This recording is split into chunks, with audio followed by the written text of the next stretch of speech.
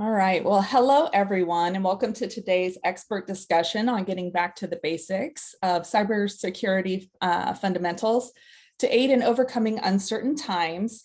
Recently, the White House, along with Cybersecurity and Infrastructure Security Agency, CISA, stated that every organization, regardless of size, should prepare to respond for cyber attacks and disruptions in light of the ongoing conflict between Russia and the Ukraine.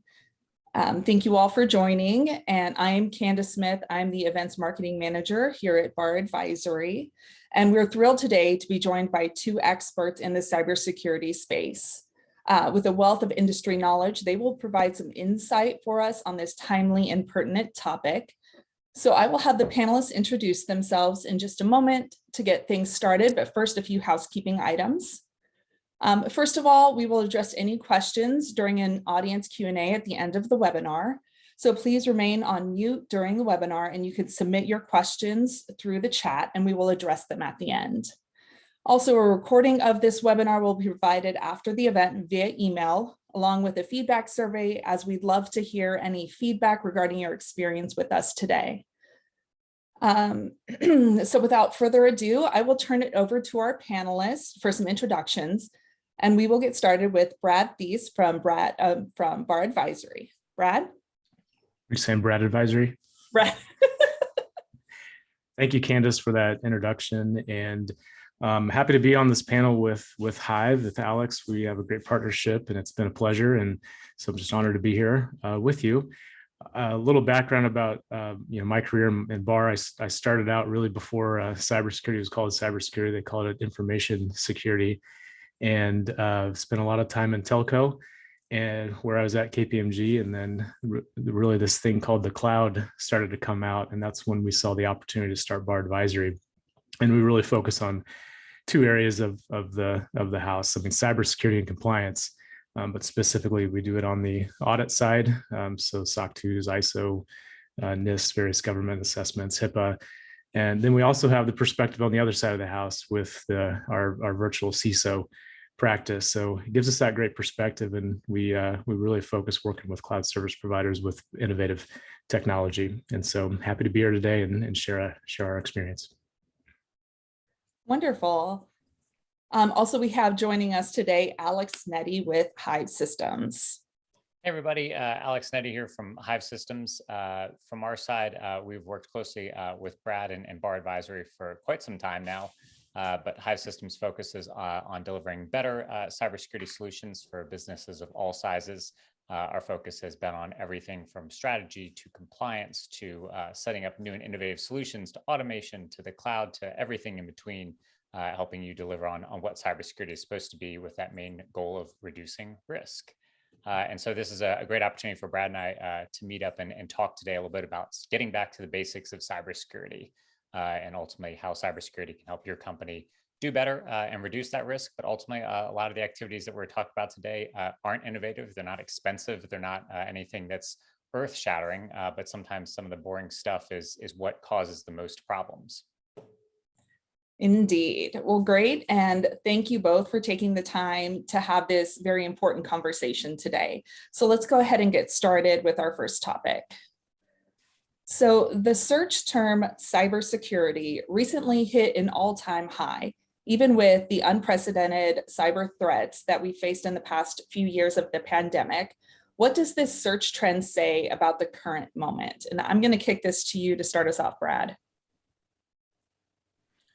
Yeah, well, I mean, to start us off, cybersecurity, it's hard to understand, and it means different things, different people. We a lot of times we leverage at our place internally this thing called the CISO mind map that's been put out, and it just keeps growing every single year. And there's a lot of domains that cover this thing called cybersecurity, and I think that's why people are looking at it, but also I think there's a little bit of fear of the unknown, and that fear of the unknown, I think, is what's driving folks to figure out what's going on, which is great because people are taking action around it. But that's certainly something that with all these attacks, all these pandemics, how can we really turn this into an opportunity to educate and learn and get back to the basics, which is why we're here to talk about today. All right, Alex, do you have any additional insight you'd like to provide? Yeah, I think Brad nailed it on the head. I think curiosity is the big driver here, right? Enough people are starting to think about cybersecurity and maybe wonder what it is. They've heard about it.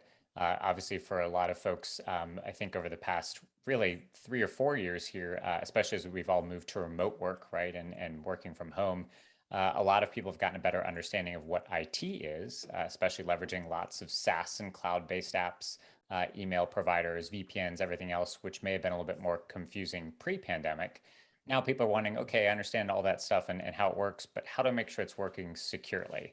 And I think that's where cybersecurity is starting to come to the forefront. People are starting to wonder, what does it mean? What do I need to do? And in light of everything else that's going on in the world, how to make sure that our business and what I'm doing day to day online is safe and secure. Wonderful. All right, so Brad, I'm also going to have you talk a little bit about what are the basics of cybersecurity that every organization should have implemented, and why are they so important to discuss right now? You said we're experts here at the beginning, but I'll put the caveat to that is that cybersecurity, the more I know about cybersecurity, the more I realize I don't know. And that's why it's so important to always get back to the basics. Well, it's anything you do. You got to get back to the fundamentals and so that you can start to really actually start to control some of these things that you can control, because it is confusing, as we mentioned in the earlier topic. But the simple basics, and a lot of times I just go look at the data breach investigation reports that are out there and supplement that with the experience. But from my experience, the basics are knowing where your assets are, knowing where your data is, knowing where your stuff is. If you don't know where it is, it's really hard to protect it. And that's something that it's easier said than done, but often missed when we're so focused on a lot of these, checkbox compliance type things. And so, and then use these breach investigation reports to understand what some of these basics things are. So other basics would be like multi-factor authentication, understanding patch management practices, and knowing how to prioritize these things also gets back to the basic is how do you do risk assessment and how do you do threat modeling? We do focus a lot of times on the litany of cybersecurity frameworks, cybersecurity issues, and all these things that you can be doing without asking the basics questions around risk assessment. Questions such as what percentage of accounts do not have MFA? If you don't know that, then it's hard to really understand where you can put your time and focus on. What percentage of systems are exposed to the internet? How many systems expose high-risk ports? Just asking some of those basic questions really helps to drive that forward. And then overall, a lot of times then, which is great, we have boards and we have folks and really driving change in cybersecurity, but sometimes we take too much on, and it's the whole thing of we overestimate what we can do in a short-term time, but we underestimate what we can do in a long-term period, and that's about staying focused. And so instead of we get a lot of clients saying, well, we want to do HIPAA, we want to do high trust, we want to do SOC 2, ISO, we want to do all these compliance frameworks. Sometimes it's best to just start with one and do it really well, and then you can continue to improve and iterate upon that. So to sum that up, knowing where your data is, doing MFA, credential management, and patch management, and really thoughtful risk assessments. Perfect. Alex, anything to add? I think that's a great answer. And Brad, you hit on it perfectly. Probably one of the people Googling cybersecurity is myself day in and day out, just to remember what I need to do, but also what's going on, what's trending in the industry, and what's changing and growing. Definitely the big push to the cloud and kind of the sprawl of services has created this model where when we thought about cybersecurity 10 years ago, it was the idea of protecting the castle, right? All of your IT was embedded in your organization. And so you could easily walk around and count the number of desktop computers and servers that were in your closet. And it was easy to understand where the data was and how to protect it. But now that we're leveraging all kinds of different cloud apps, even here using Zoom, that starts to move that data out and about. And so the question becomes, where are all of my assets? Where is all of my data going and moving? And so really that first basic is an inventory, right? And that includes both hardware, understanding what's kind of being able to access the data of your company. So whether that's phones or BYOD solutions or laptops or tablets, or even just interconnections and integrations to different tools. All of that stuff is part of that inventory. So you have to know what the sprawl is and where it lands. And it's okay, right, to have a wide sprawl and in terms of where things are located. That's where we are in 2022. Taking advantage of the best services at the right time is the way that we're doing business. But that then takes us to that step two, which is knowing what data is involved. What kind of data is being processed on Zoom? Is it sensitive? Is it not sensitive? What's going on our email? What's going on our file shares? What's going on this other integration or data analytics tool that we're taking advantage of? Where is that data going? And what's the risk to us if something goes wrong? Getting all of that right is hard. There's all kinds of tools that can help you identify where certain data types are. But to be honest, when getting started, it's just a paper-based exercise. Sitting down and going, where do we pay bills every month? That's probably a good place for you to start to track down what services you're using. The hard part, a lot of services offer free trials. You can get a couple lights or seats in something for free. And so as a result, there might be services that a small portion of your company or a team is using, and they might be using it for sensitive data that you don't know about. And that's much harder. And so that's where sometimes starting to sit down and looking at different logs or tools to try to track that down can be a big part of that. One of those big recommendations then is take all that and start to control it. Figure out how to say, hey, we have this inventory of assets and services that we're using. We have the data types that are processed on there. But if there are certain things that maybe they're not being controlled properly, if you need to pay for a service to get the proper security and protection that you need and require to reduce your risk, start to bring that in-house, centralize it. That becomes a business question. Is this tool better than the other? And does it do what we need it to do to protect our data? If the answer is yes, that's probably worth paying for. But you can't move to that point if you don't know what data you have, what inventory you have, and where it's all located. Yeah, and to add on to that with third parties, that is an opportunity to help delegate some of these cybersecurity resiliencies. There's oftentimes some of these other players out there can do security a little bit better. But what I love what you said is about being able to inventory that, because what is it? We always say you can delegate everything but accountability. Just because you're delegating some of this information over to third parties doesn't mean you're not accountable for it. And that's been the mantra really with a lot of these recent regulations that have been coming down the pipeline. Well, and that was, Amazon's big thing for a while too, where there was all kinds of misconfigurations happening on Amazon. And they said, well, we're just providing the platform. What you do on here, whether you do it right or wrong or secure the data is on you, the customer. It's not our problem. Which is fair, right? And so for a lot of companies that thought they were taking advantage of a secure solution like S3 buckets and AWS, when they all started leaking, Amazon said, no, we just provide the service for you, but it's up to you to understand what's being put there and how it's secured. That responsibility is part of that shared security model. And that's a key portion of this. You can't possibly evaluate what you're responsible for if you don't know what's out there. So grab a pen and paper and sit down and start writing this out. Such a great topic of accountability. So next question, how can you break through the scare tactics surrounding cybersecurity communications in order to effectively implement these basics? Alex, do you want to start us off?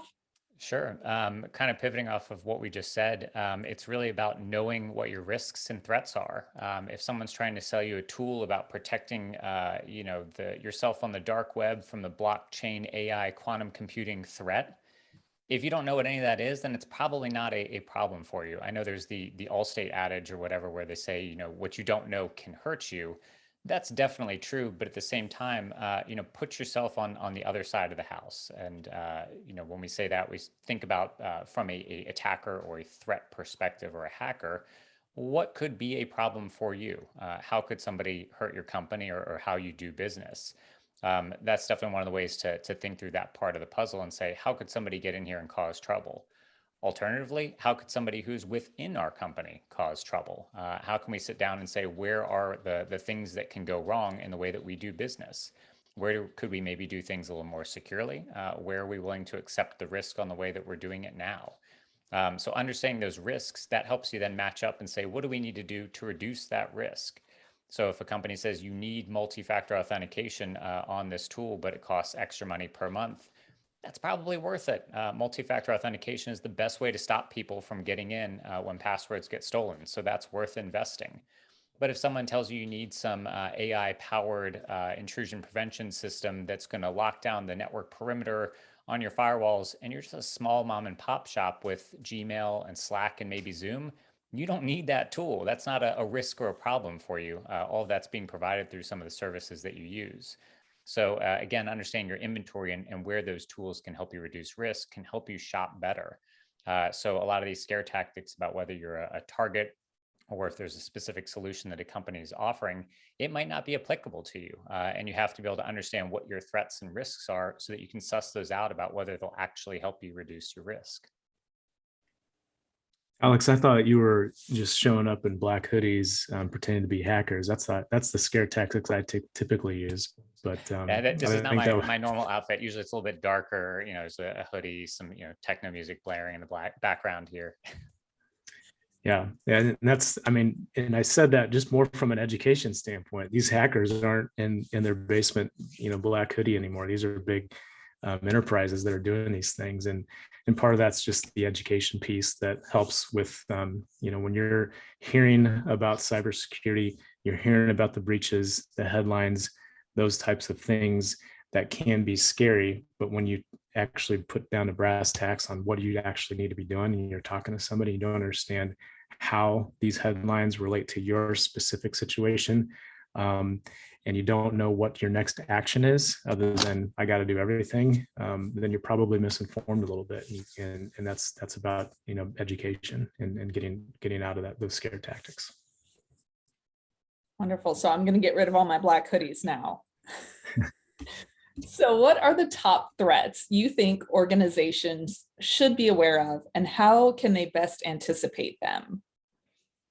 Brad, do you want to start us off?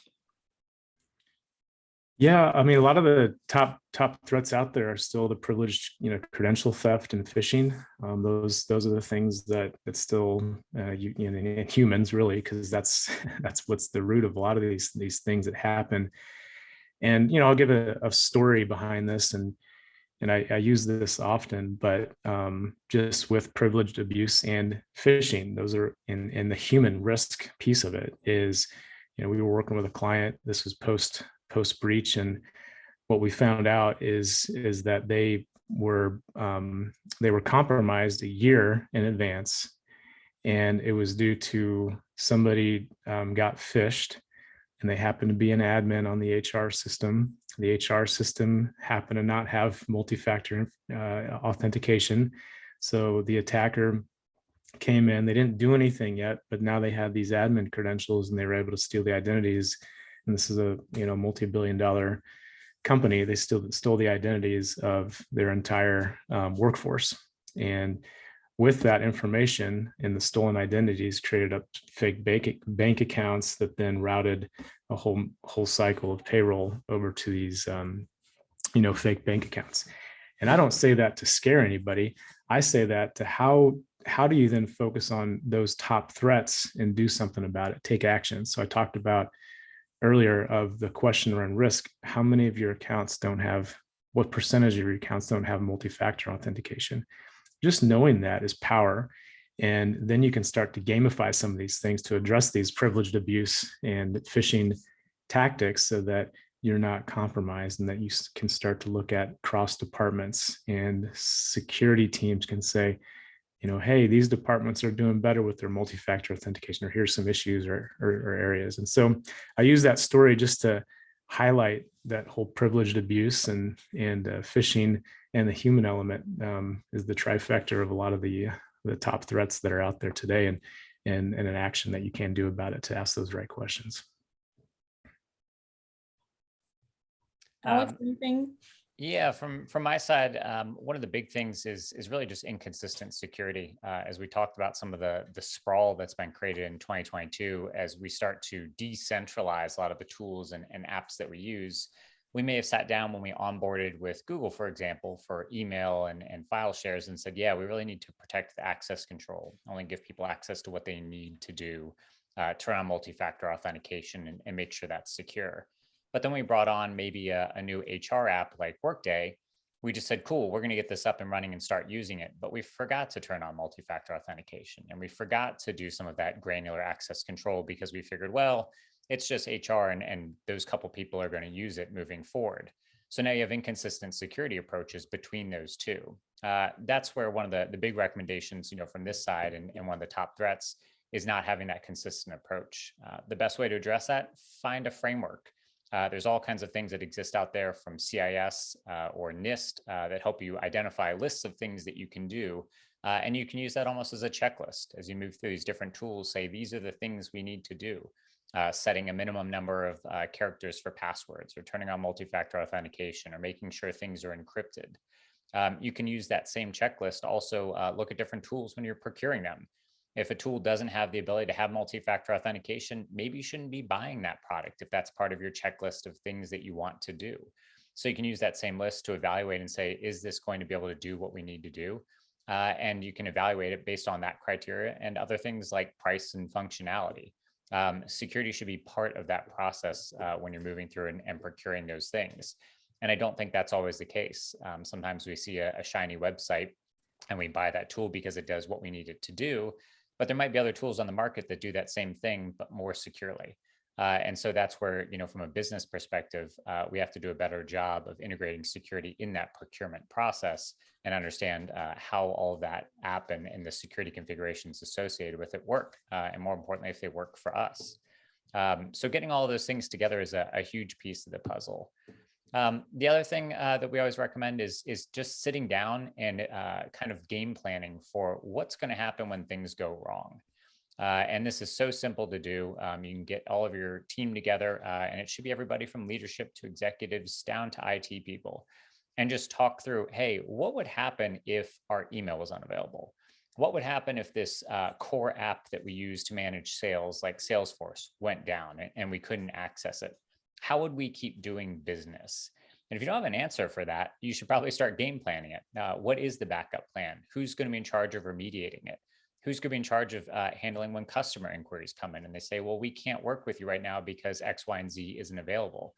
Those are all things that you should have plans for, because it's not good to do it when you're flying by the seat of your pants when something is going wrong. You want to at least have some sketch notes of, hey, this is what we're going to do. This is who we'll contact. These are some draft statements that we'll use to communicate internally or externally. All of that stuff is super important.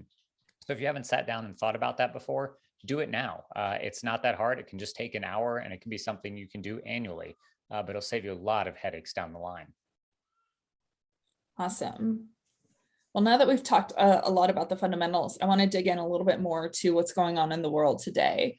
So when small to medium-sized business owners, particularly in the United States, hear about increased risk of malware, hacking, and ransomware due to the ongoing crisis in the Ukraine, it may feel very far away. What kind of impact could the increased risk of cyber attacks have on small businesses, both in the United States and abroad?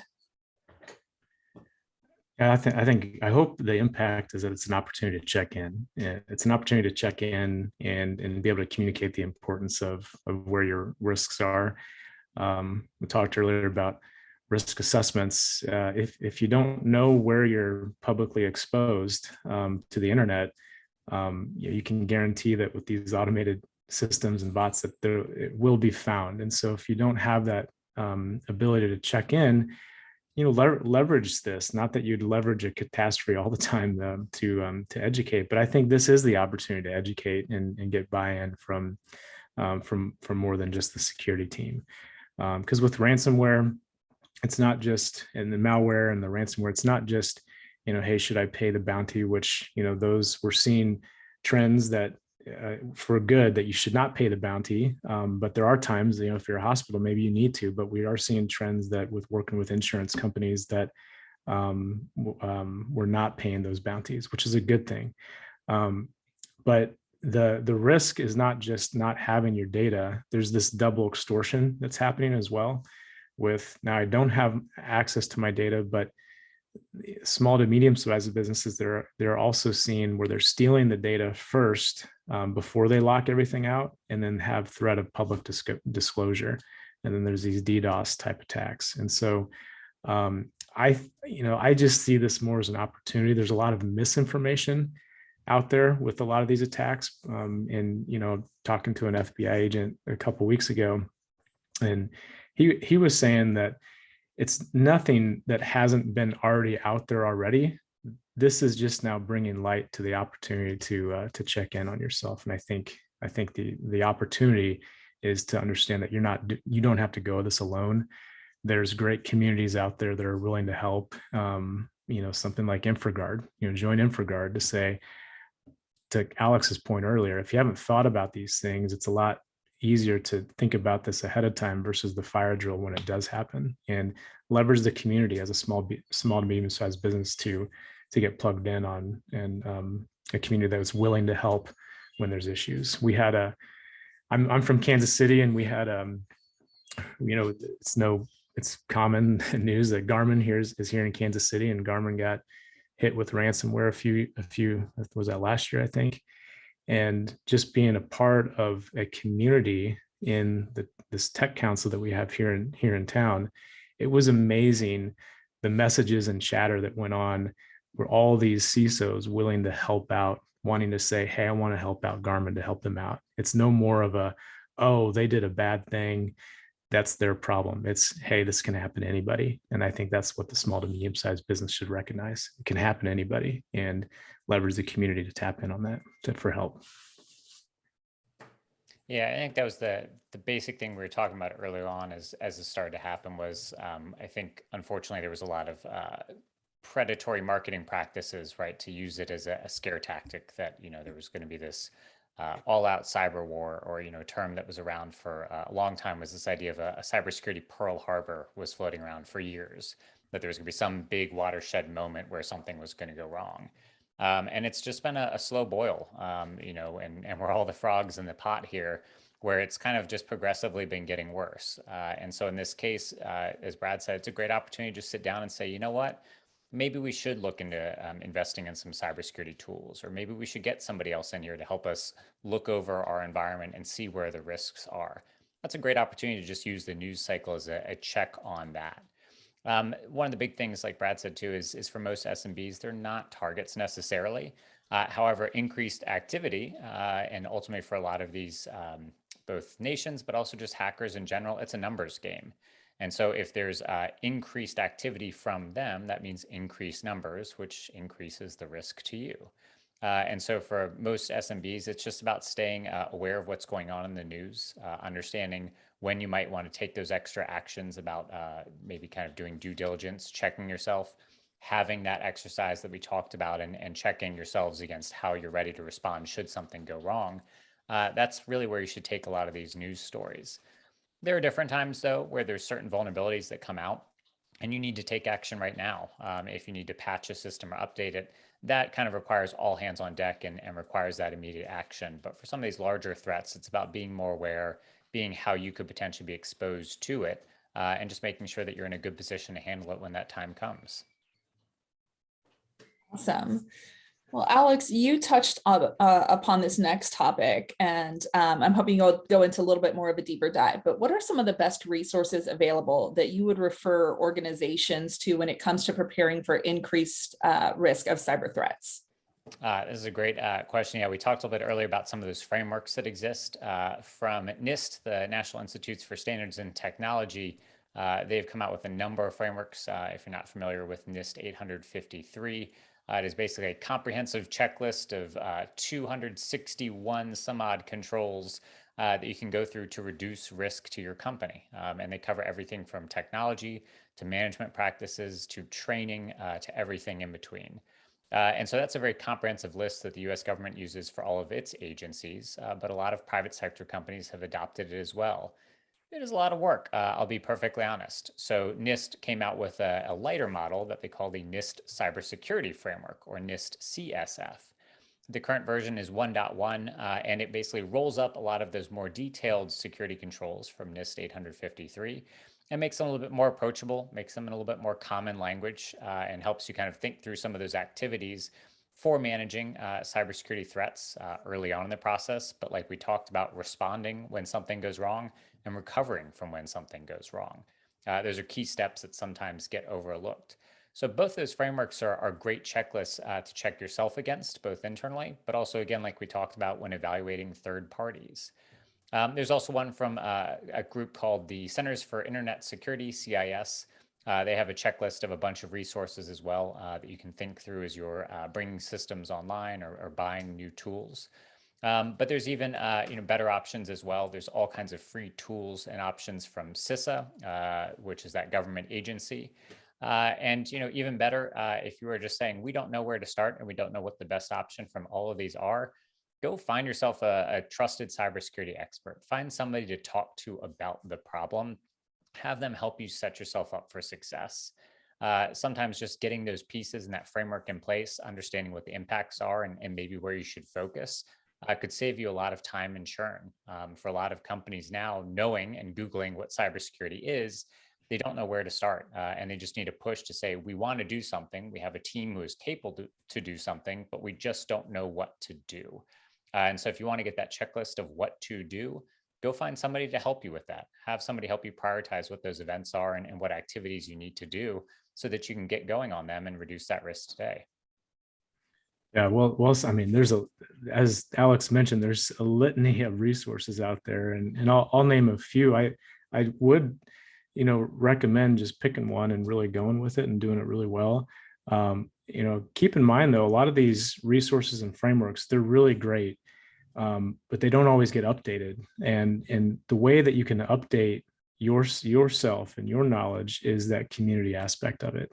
And if you're in cybersecurity and you're not joining some of your local, community places, whether it's ISACA, ISC Squared, or some of the, the dark web type organizations that are available, or even InfraGard, like I mentioned before, there's so much community just within your own backyard that just to get plugged in and start having these conversations is where you can start to bring color to a lot of these frameworks and situations. And that's what I love doing that. And I think that's where a lot of the expertise comes in, is just by talking about it. And, as Alex mentioned, if you're overwhelmed, call a trusted advisor that you trust, and that is in it for helping you out. And but if I had to pick one framework, I know Alex has a passion for NIST. I think it's a great framework that's being rolled out in a lot of different situations, from the CMMC stuff that's going on, the government stuff that's going on, and it's kind of getting into the commercial sector. I personally like CIS, what you mentioned, because it does have that top level framework, as well as then very specific benchmarks for the systems that you might have, whether it's in cloud systems or different Linux systems or whatever system that might be, even the Zoom system, of how to harden and secure some of those things. And so I leverage that resource all the time, and that doesn't mean it's the best one or right one. It's just what I've been familiar with and really intimately developed knowledge with over the time. A lot of times these other frameworks are really just speaking the same language, and that's what it's all about. If I speak English and I'm trying to talk to somebody in Spanish, I hope there's a translator that can kind of do a crosswalk against these various frameworks. Wonderful, such great resources. So with the ongoing geopolitical crisis, how should organizations prepare a business continuity plan? For example, if an organization's engineering team is relocated, how should an organization prepare for that? Well, the great thing is that we have these scenarios now of if you look at it as a great thing, you have these scenarios that are real world scenarios that you can bring home to your business continuity planning. And that's where you start to identify your gaps. So we had the pandemic, that was a scenario, it was a real life scenario. If something just completely, changes our world up, let's kind of walk through that as part of our business continuity planning. If from a geopolitical standpoint, if we have a concentration of folks in some higher risk areas, whether that's in these war zones that are going on now, or even East West Coast, or natural disasters, talk about that and bring some of those stories to life. And to Alex's point earlier, when he said, what happens if, essentially what he's saying is, what happens if the lights go out? What do we do? And let's walk through that so we can learn from it. And so I think business continuity planning, there's lots of templates out there that you can walk through some of these exercises, but it starts with bringing some of these scenarios whether it's ransomware or whether it's, people related, it's people process technology. You have to assume kind of one of those goes out and practice it so that you're ready for when the real thing happens. And often, hopefully that never happens. But what the great thing about it is that you bring your team together to talk about these things, and you'd be surprised what you learn just by going through even a simple tabletop exercise. Yeah, we used to do contingency planning. Remember, the contingency planning isn't just about the cybersecurity contingency, right? If your email goes down or this system isn't available, it's about what do we do if our office burns down? And I remember the one we did for a long time for contingency planning was, what if a lot of people got the flu? Was always the way we kind of talked about pandemics pre-COVID. And everyone said, that's ridiculous, right? There's no world where half of the office gets the flu and can't come in, right? Some people will show up still sick. That would just never happen. And so for a lot of companies, they kind of washed it off or planned for maybe at most a small reduction in workforce, but never something at the level of COVID. So having these, real world events can be useful. One of the other ways we love to plan for contingencies is go find your favorite movie. Find the most ridiculous scenario, because the idea has always been, in thinking through that ridiculous scenario, you may actually uncover some real truths, some real problems. Yeah, what if Godzilla came and smashed the office? It's fun and engaging for the conversation, but it does bring up that question, what if our office isn't available? If you haven't thought through all of that, what's located in the office? How do people use that? Are there specific files or only local access to a specific app? If that's no longer available, maybe because everybody's working from home during a global pandemic, that's got to be part of that contingency plan. So go find your favorite movie, find your favorite ridiculous scenario, and use it, because it makes these contingency planning activities fun. But like I said, it may uncover some of those real truths and things you need to think through. The biggest one, of course, is, as Brad said, it's all about people, processes, and technology. It's easy to think through processes. It's easy to think through technology, but people are a huge piece of the puzzle for many companies. So whether it was COVID and people being unavailable, or even the large workforce churn that's currently happening, if people leave or new people come in, how do we manage that? How do we build that resiliency for companies? That's a huge part of contingency planning, and something we really have to start thinking about more. Yeah, I love the accountability piece of it, the people aspect of it, because if anything else, sometimes it's what is the next thing I need to do, and it starts with that accountability of who is accountable, not just an org chart, but who's actually accountable for XYZ systems and processes. That if there's some failure, who do you go to? Who's that chain of command, if you will, up and down the chain, so that when there is an emergency, you know who to communicate with. And then that starts to set the tone. Okay, let's assume this person's gone. Who's the next in line? Let's assume, if, depending upon the situation, if that next person in line's gone, who's the third person? And so just having those kind of key person risk established and addressed takes care of a lot of the problems from a process and technology aspect. So definitely start to put that accountability in chart and document that in your business continuity plan. Awesome. And while we're on this very important topic of the people, so how can organizations incorporate a people first approach to those business continuity plans in uncertain times? So for instance, if your organization has Ukrainian employees, how can you support them? Alex, do you want to start us off with that one? Yeah, kind of going back to what I was just talking about, when we think about people, processes, and technology, it's easy to fail over technology. If Google stops being available, I can just go slide my credit card and we can get up and running on Microsoft tomorrow. Or if I don't like this app, there's probably another app that I can go find that's very similar. It's got that elastic ability for us to change and find new apps in the digital era. Super easy, super quick. Again, whether I'm evaluating security or not, I can be up and running very quickly and find alternatives. If I need new laptops, I can order them and have Amazon bring it to my doorstep the same day. So some of those problems that existed 10 or 20 years ago for dealing with technology don't exist anymore. That's all great, but if there's nobody to use that technology, then it's all worthless. And so it's easy to fail over tech because that change can happen quickly, but it's so much harder to fail over people.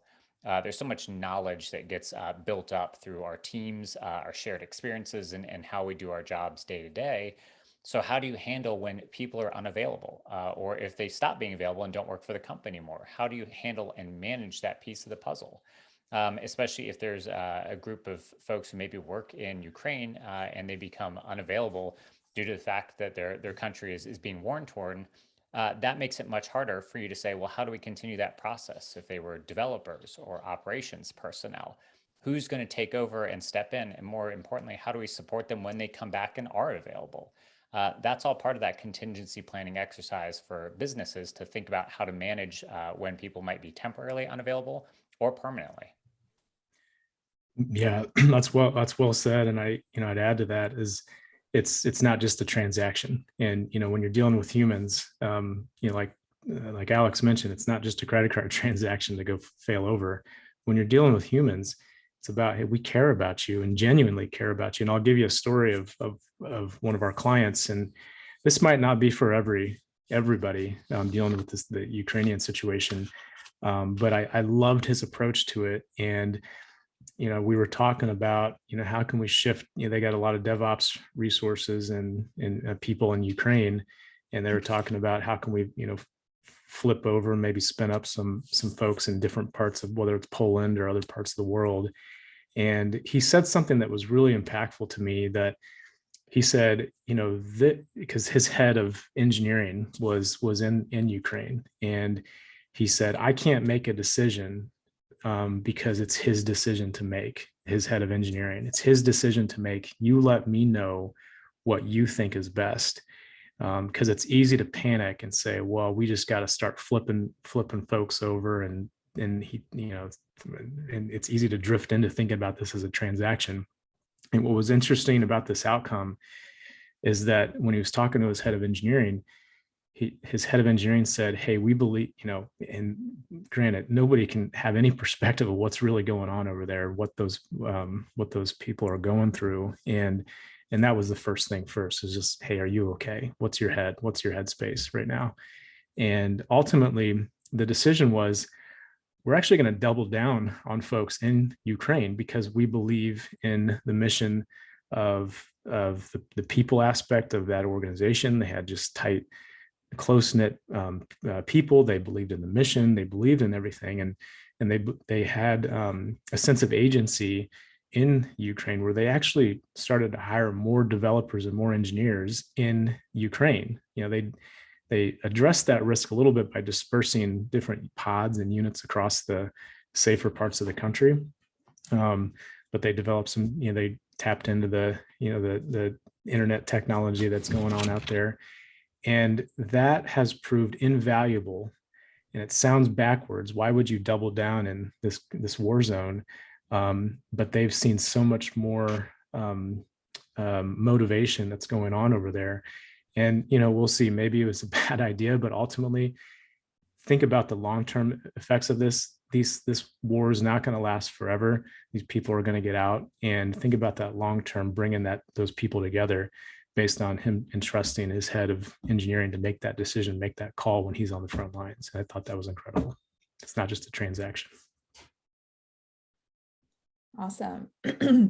Well, we're on our final question. And so if there's anyone in the audience that has a question for our panelists, please feel free to use the Q&A to submit that, and we'll address that.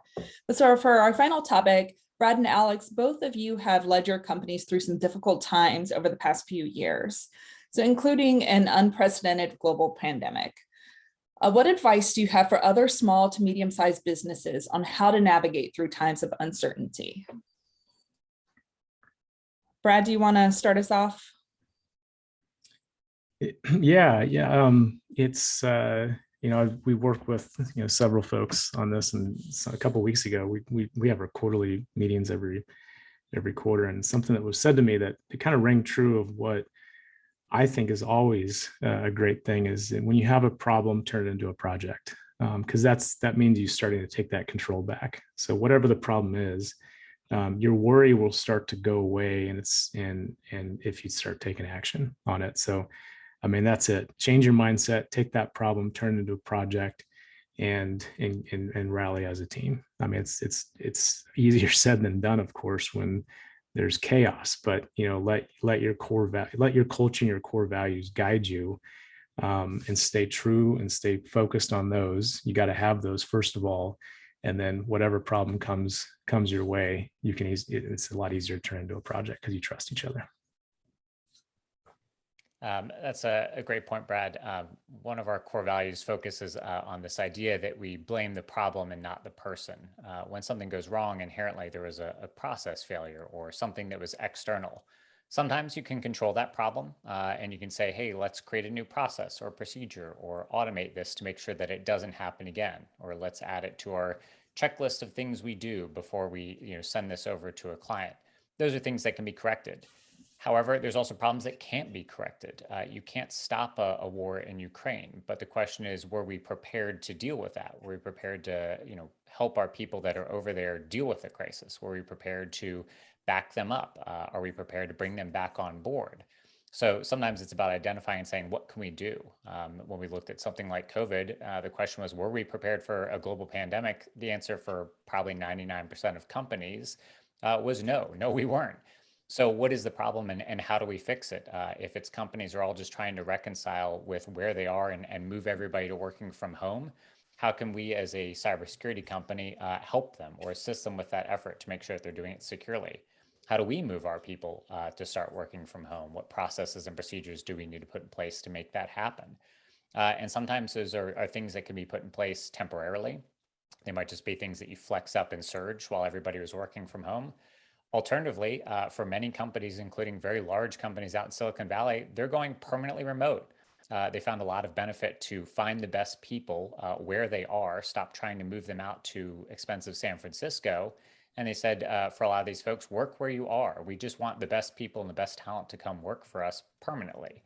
They took that problem and turned it into the solution for the rest of time for them. And that may be a competitive advantage for them in terms of hiring. So look at those problems, try to find out a way to identify them and fix them and make sure that you can handle them in the future, or at least have a plan. This all comes back to that business continuity planning that we were talking about. It's a huge piece of the puzzle. Tech is part of it, but people are a major piece of the puzzle. So make sure you think through that problem from start to finish.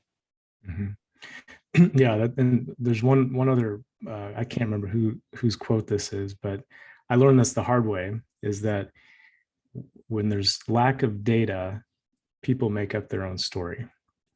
And that's why it's important to have data. It's important to have the story so everybody's is on the same page. And that's, that's what you got to get through with hard times, is just get everybody on the same page and recognize that everybody's going to make up their own story if the data is not there. And that's a challenge because there's a lot of data, right? And there could be misinformation, but humans are more resilient than we give ourselves credit for.